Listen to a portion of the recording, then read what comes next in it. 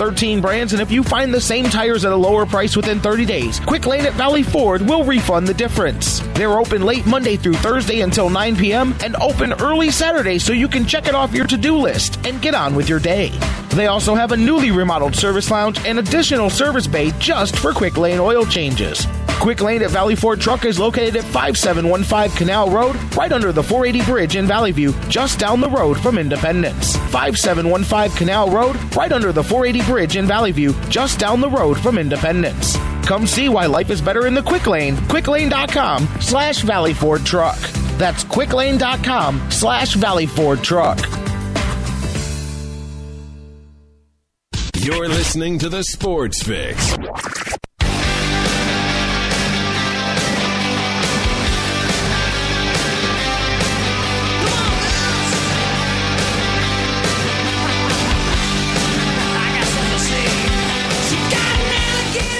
Welcome back to the Sports Fix live across the Sports Fix Radio Network. Motley Crue, see, they call that song Same Old Situation. And my next guest, Jonathan Knight, getting ready to join us on the hotline, the sportswriter extraordinaire. I have been waiting all week to get this conversation going because JK, I'm telling you, I love it because he's the true gauge. You know, I'm a little...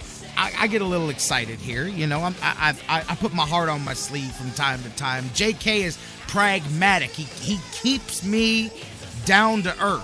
He said last week, he said, Jerry, if the Browns go do what they don't ever do, then you can jump me on the bandwagon and a whole lot of other people too. I'm looking forward to talking to him now. You can't join in, but you can hit us on Facebook, Twitter, and email. Facebook.com/TheSportsFix. Tweet with us at TheSportsFixCLE. Email us, TheSportsFix@AOL.com, because it was absolutely anything but the same old anything for the Browns last week against the Steelers. JK, how you doing, my man? Jerry, I still am not convinced that this is all just a mass hallucination, or that we all are asleep, or it's like Lost and we're in purgatory or something, and we're all imagining this. I don't quite know how to deal with this. I got to be honest. I did not, of all the things I expected to happen last Sunday, what we saw was not it. I'm telling you, I told everybody, I said, I'm getting texts all weekend saying, man, who slipped the LSD? What is going on? Yeah, exactly. That's exactly how I felt. Yes, I felt like this was, and I really did. And I know I spoke with you on Sunday as it was happening and afterwards, sort of to verify that this was real. I think whenever something ridiculous happens in your life, you try to reach out to some of the real things that you know, the anchors and the things that keep you grounded to verify that this is really happening. And in that moment when you wake up from a really weird but realistic dream, there's that little, just a couple seconds where you kind of shake it off and you ask yourself, was that real? And then you click back in and you realize, oh, it was real. This whole week has felt like that, honestly. We're in that tiny little 2 seconds right after you wake up from a really crazy dream and you're trying to shake yourself out of it. So at this point, Absolutely. I think, it's safe to say, that was not a dream. That was real. For real. For really real. And now, and I said this earlier, it started with, winning that home opener. Regardless, each one of these, well, now do this. Now do this. Like, first off, how long do you keep putting up hoops? I guess as long as you keep jumping through them. But, next is going on the road, beating the team that you're supposed to beat and all of that. But, man, how can you not buy in? And I'm serious. Like, everybody nationally, we've talked about it this week, is starting to buy on the Browns here. But, I get waiting and hedging, and I know it's 5 games in and it's 3-2. But I keep saying, by the way, this is a completely different 3-2 than what you were at last year. Last year, you were at 3-2 and just lost Hoyer. And everything was, we know what happened. This is a completely different feeling here, which, by the way, forget 3-2. How many of you, because if you did, we need to talk because I've got some financial planning for you to help me with. How many of you thought that on this day, today, that the number 5 best-selling jersey in the entire NFL nationwide would be a Browns jersey of a Browns quarterback, and the number was 6? I mean, when I saw that story last night, I said, you've got to be kidding me. By the way, the Browns as a team have the third best-selling jersey in the country so far this season, which is amazing considering how they've been. But Brian Hoyer is the fifth best jersey selling in the NFL. Who saw that one coming? No, that's crazy. I mean, and to have two different quarterbacks have their two jerseys in the top 10. Top that list in the same year. Manziel's 7. Manziel's number 7 right now. Unprecedented.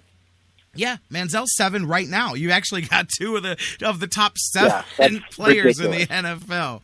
But seriously, I'm trying to think of any type of scenario, not just jersey, but in terms of having two quarterbacks that are, if not embraced, then at least there's optimism, or there's a certain level of excitement about the both of them. I mean, not just for the Browns. This has never happened for the Browns, but I'm trying to think, and the only thing I can think of, at least in my experience, is if you remember when the Dallas Cowboys first started with Jimmy Johnson and Jerry Jones back in the late 1989 was the first year. Yeah. If you look back to that, in the beginning of that era, Troy Aikman was not exactly handed that job. If you remember Steve Walsh, Miami quarterback who had been drafted, they had two top-notch, big-name quarterbacks coming in as rookies that nobody really knew which one was going to assume that mantle of being the new Cowboys quarterback. And so there was that little, very brief time before Aikman sort of won the job and they traded Walsh away. But there was that little,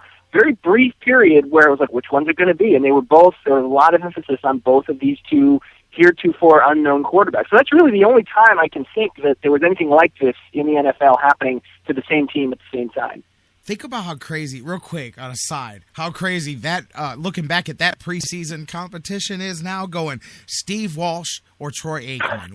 Which one is going to be the guy? Because look at how it turned out. One of those conundrums like Drew Bledsoe or Rick Meyer, things like that. Or Peyton Manning or Ryan Leaf. These things that at the time were really big deals, and maybe this will turn out to be one of those, honestly. I mean, we're going to reach a point, not till the season's over, but we're going to hit that point where the Browns going to be at a crossroads, and they're going to have to make a decision.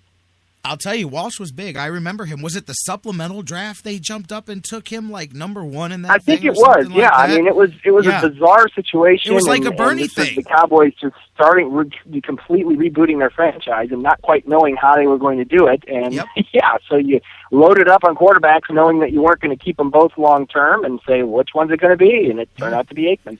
They went the route of the Miami quarterback through the supplemental draft, but did not have the back end. Luckily for them, they had that Aikman guy to back them up, just in case. They had a safety net, right? Yeah, that worked out pretty well. But I'm joking. The Hoyer thing with me with the jersey says to me, I'm not saying that people didn't know he was going to be good, because I would like to think that I was one of them that was behind him from the beginning as far as what he's doing on the field. But that just shows you that the nation nationally is really like kind of sucking onto that story, and you're really seeing it this week. You've seen a lot of stories. Obviously, Peter King, we talked about him doing it, and even Randy Moss the other day said, "Hey man, I'm picking the Browns to go to the playoffs." Now, granted, you can think whatever you want about the high end of it, but they've become the in vogue team to root for right now in the NFL.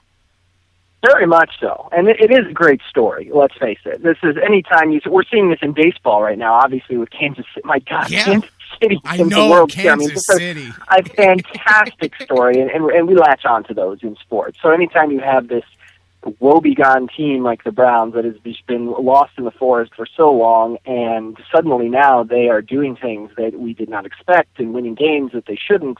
And you've got this great story at the centerpiece of Brian Hoyer for so many reasons. Hometown kid, overcoming so much, overcoming Manziel, all of this. Just a great story. And it's up to the Browns now to keep this a good story. It's really, the ball is in their court to keep this thing going. So that's where I put it to you then. After all of that now, we're done laughing about last week, and boy, was that fun. You texted me, you said, man, 51-0. That's the only thing that I can relate this one to, man. And I mean, there's really no comparison. There was that time about 10 years ago where they blew out the Steelers in Pittsburgh on a Sunday night. That was the last time. That was similar to that. Yeah, that was the last time that they really, really kind of surprised us and won a big game against the Steelers, and that of course went nowhere. The rest of that season was pretty well in the scrap heap. But yeah, I mean, really, you got to go back to 1989 and 51-0 to see a game that the Browns just completely dominated the Steelers. And but this was more, while the point spread was not as big, I think it was even more of a surprise, more out of nowhere, and more needed. I think that we really needed to just throw an uppercut to the Steelers and just land a haymaker right in their face. This needed to happen. We talked about it last week, that you're only going to get, if you don't do it this week, you're going to have to wait another year before you check off, as you said, you jump that, you clear that hurdle and check that off your list in terms of proving that you're for real, proving that you're legitimately on the path to recovery. Beating the Steelers was a big step, and they did it. I mean, winning the home opener, that was another one. And beating the Steelers was a huge one. So now, and I like the way that Mike Pettin has framed it this week, and saying that we're going to see how mature we are. Because let's face it, this is a definition trap game. This is a letdown game. You're coming off of back-to-back emotional wins, big, huge wins at home. Now you go on the road against a winless team that has been miserable all season. That if you're not careful, and we know in the NFL that this happens all the time. If you're not careful, you don't show up. Anybody can beat anybody on any given Sunday. So this is a trap game, and this is going to be, as he said, a test of the Browns' maturity, that if they truly are growing up and on the path to being a playoff caliber type of team, they should have no troubles winning this game on Sunday. So where are you at there? You just set up the stage for what I want you. I'm turning it over to you. After what we've seen so far, where are you at with this Browns team? Not, because we could easily sit here and do, well, if they, and I know, but what do you think? I mean, they run the ball. That's clearly not an illusion. They can run the ball on anybody. I mean, they've got it going with whether it's the zone blocking, all of that. And we see Hoyer doing his thing at quarterback. Obviously, the questions are on the defensive side of the ball, which is amazing that we're even saying that, as this offense is doing what it's doing without Josh Gordon, which is friggin' amazing. I mean, there's no explanation for why they're doing what they're doing. I mean, just last week alone, we talked about the defense having so much trouble stopping Roethlisberger and the Steelers in the first game. And that was going to be their Achilles heel this time around, and it's going to be a question of whether the offense could keep up. That was not a problem. Really, after that first quarter, the Browns defense just shut the Steelers completely down. And of everything, as much as we're focusing on Hoyer and the running game, that was the biggest surprise. I mean, the thing that I'm most excited about coming off of that, the Steelers win, is that the defense was so much better. That was easily their best game of the year, over probably a calendar year, really, for this defense. So that is a huge reason to get excited, that if the defense, they don't even have to be that good. If they're just in the ballpark of being as good as they were last week against Pittsburgh, this week and from here on out, I think that we're going to be in good shape. So that's really encouraging that the defense took that step forward. Let me ask you, because this is kind of the best way, I think, to sum up the question I want to ask you. Do you believe right now that the Browns are a bad team finding ways to win games, or do you, because they've kind of got me into this category. I do believe that they're simply a good football team, and it's just a matter of how good are they. You have to find out what their ceiling is. But I don't believe that this is a bad football team that just happening to catch the right side of the coin a couple of times. I mean, that they have the base tenets of a good football team.